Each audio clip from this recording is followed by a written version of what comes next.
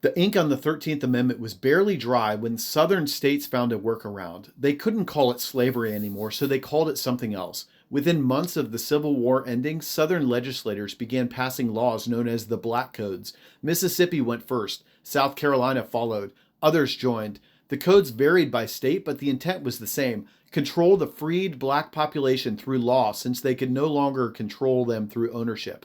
In Mississippi, black citizens needed written proof of employment every January. If they left the job early, they forfeited their wages.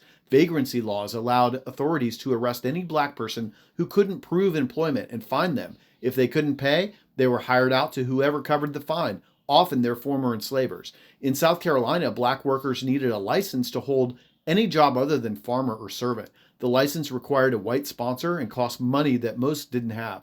In some states, black citizens couldn't own property, testify against white people in court, or gather in groups without permission. The 13th Amendment had ended slavery. It hadn't ended the belief that black people were less than human, and it hadn't given the federal government power to stop states from treating their black residents as a permanent underclass.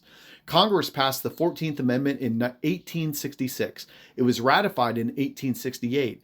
All persons born or naturalized in the United States and subject to the jurisdiction thereof are citizens of the United States and of the state wherein they reside. No state shall make or enforce any law which shall abridge the privileges or immunities of citizens of the United States, nor shall any state deprive any person of life, liberty, or property without due process of law, nor deny to any person within its jurisdiction the equal protection of the laws. If you're born here, you're a citizen, period. States cannot strip your rights as a citizen. States cannot take your life, liberty, or property without following the rules. States must protect everyone equally under the law. This wasn't just about the black codes. It was a direct repudiation of Dred Scott. The Supreme Court had said black people could never be citizens. The 14th Amendment wrote the opposite into the Constitution. The 14th Amendment is one of the most litigated pieces of text in American history. Due process, equal protection. Those phrases have shaped countless cases on issues the framers of this amendment never imagined. But its original purpose was specific. The states that had built their economies on slavery were not going to willingly treat the people they had enslaved as equals.